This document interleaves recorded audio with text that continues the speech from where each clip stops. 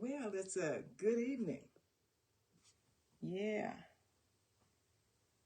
I'm just gonna hang out here just for a minute.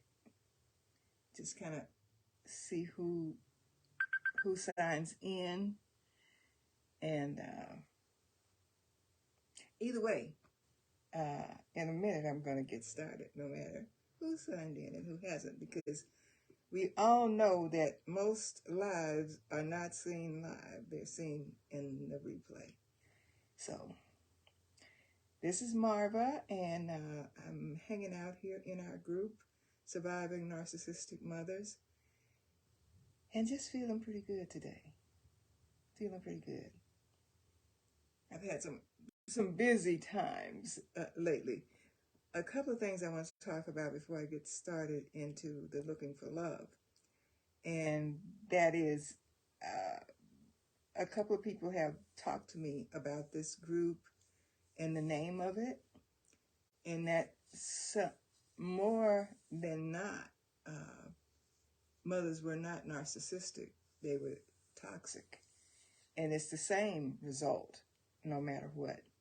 So sometime soon I'll probably be changing it to Surviving Toxic Mothers, and to be more inclusive to us. Anyway, any suggestions that you have, just message me and ask me, can you do this? Or anything that you're seeing that would make the group better, just let me know. And I will be as accommodating as I possibly can be. Yeah, without sacrificing the integrity of the group. So, here I am, looking for love. So, being raised in a home that's toxic blocks any love that might be coming in your direction at home and even away from home, because we carry that negativity in our thoughts. So even when we're shown love, not trusting it. And then on the other hand, the first kind words, a person of the opposite sex, or depending on your orientation, of the same sex, who says something kind and good to us, we are immediately in love, because we don't have that experience of love at home. So we end up with the wrong people, because they can sense our neediness and know exactly how to tap into that. So we end up being in relationship with the wrong person, married to the wrong person, creating the same scenario that was going on at home inside the marriage. I worked in a research project in Los Angeles at Charles Drew Medical Center. Charles Drew School of Medicine and Science. And I directed that program, and we had to hire, because of the nature, we had to hire people from the neighborhood. And one of the guys that I hired was a former pimp. And he said, the project was about young women. He said that he could so easily get young women to do his bidding because he says things to them that they never heard at home. Even if it wasn't a toxic home, in the home they heard, you better do your homework, go wash those dishes, it's time to go to bed.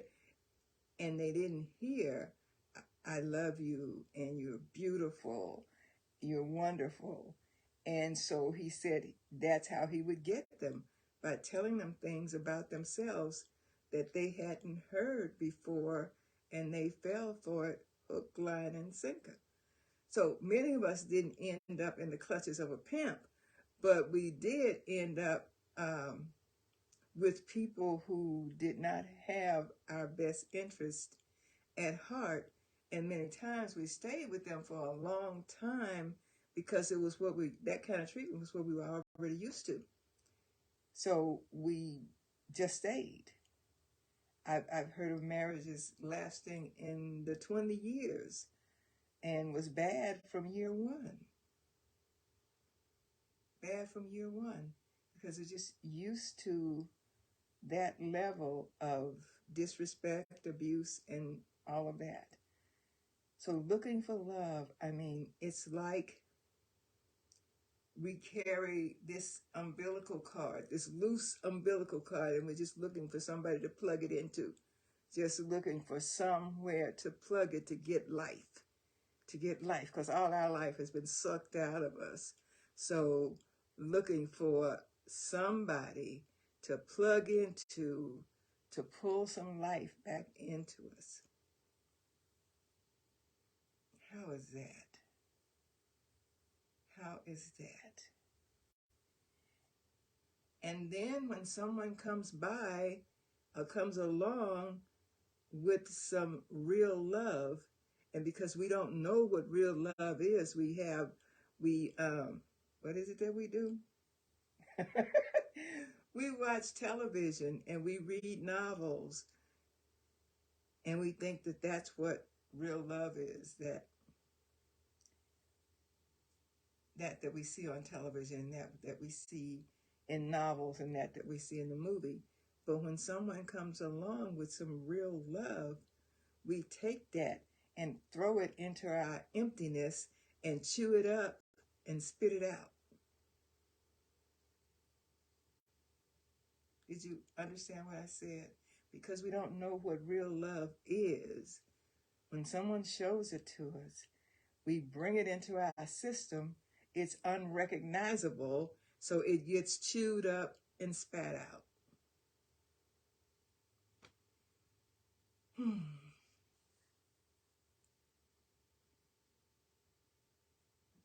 Yeah, and that continues. There's, on the one hand, there's getting in the relationship that's bad for us and staying for years and years and years and years, and on the other hand, never being able to maintain a relationship past 2 or 3 months. And when our heart is longing to show love and to receive love, and it just isn't coming because we don't know how to do it. Nobody ever showed you how to give real love and how to receive real love. So that this cycle keeps going around and around and around in this endless search for what we don't know what we're searching for, because we wouldn't recognize it if we saw it, because we never experienced it before. But you know what I gotta say? It doesn't have to be that way. You know, you just need a strategy. You just need a strategy to show you a way out, a strategy to learn all the things that you missed. And you missed a lot living in a toxic home in terms of communicating with others. Missing social cues. That was a big one for me. I missed social cues. I didn't pick up on the signs that people were sending to me. I misread them, or I just missed them altogether. I just missed them. So there's another way to live. There's another way to have the kind of life that you want to have, and you develop that with a strategy. And I know you use your own strategies, but they're not working. If they were working, you wouldn't be in this group. You would not be here. You would not have even recognized the ad. It would not have caught your eye. Because you know. So message me and let's just talk about it. It doesn't cost anything to talk about it. And we'll just see where you are and see if we'll fit, see if we can work together, if you want to work with me and I want to work with you.